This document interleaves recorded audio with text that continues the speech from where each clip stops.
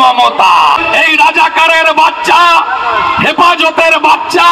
ভারতের কুখ্যাত বিজেপি নেতা শুভেন্দু অধিকারী চর থাপ্পড় ও জুতা দিয়ে মার খেল পশ্চিমবঙ্গের জনগণের হাতে। পশ্চিমবঙ্গের নন্দীগ্রামে একটি পথসভায় গেলে সেখানকার সাধারণ জনগণ ঘৃণায় ও রাগে শুভেন্দু অধিকারীকে ধাওয়া করে ধরে ফেলে এবং তাকে অতর্কিত গালিগালাজ ও জুতাপেটা করে।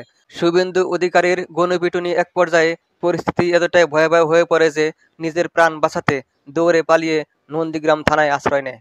বিক্ষুব্ধ জনতার আক্রমণে শুভেন্দু অধিকারী দৌড়ে পালানোর সময় হোঁচট খেয়ে রাস্তায় পড়ে যায় এবং তার পায়ের জুতা খুলে যায়, পাঞ্জাবি ছিঁড়ে যায়। তখন তার সহকর্মীরা তাকে টেনে তুলে নিয়ে যায়, এমনকি জুতা নেওয়ার সময়ও পায়নি শুভেন্দু অধিকারী। বাংলাদেশের 18 কোটি মানুষের বিরুদ্ধে উস্কানি দেওয়া শুভেন্দু অধিকারী এইভাবে হাতে ছুরি পরে নিজের দেশেই নিজের জীবন বাঁচাতে পুলিশের কাছে সাহায্য চায়।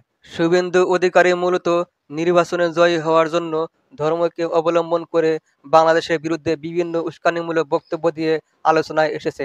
তার এসব উস্কানিমূলক বক্তব্যের কারণে বাংলাদেশের সাথে ভারতের সকল প্রকার বাণিজ্য হুমকির মুখে পড়েছে। আর এদিকে বাংলাদেশেও ভারত বয়কটের ডাক উঠেছে।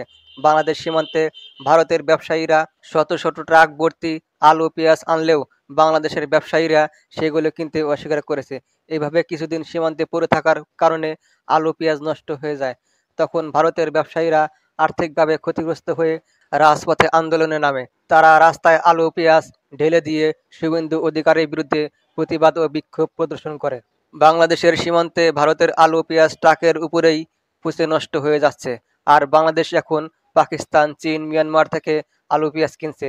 এ কারণে ভারতের ব্যবসায়ীরা শুভেন্দু অধিকারীর বিরুদ্ধে তেলে বেগুনে জ্বলে উঠেছে এবং ব্যবসায়ীরা তার পদত্যাগের দাবি করেছে। শুভেন্দু অধিকারী ভোট বাণিজ্য বাড়াতে গিয়ে পশ্চিমবঙ্গের পুরো ইমেজটাই নষ্ট করে ফেলেছে এবং সে নিজেও ঘৃণার পাত্র হয়েছে।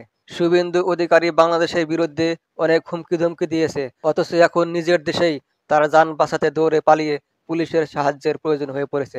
সে এখন পুলিশ ছাড়া এক পাও রাস্তা চলতে পারে না। ছাগলের 3 নম্বর বাচ্চার মতো লাফিয়ে লাফিয়ে শুভেন্দু অধিকারী বাংলাদেশের সীমান্ত ঘেরাও করেছিল, বাংলাদেশে ঢুকে আক্রমণ করতে চেয়েছিল, অথচ আজ তার নিজের দেশেই বন্দির মতো জীবন যাপন করছে।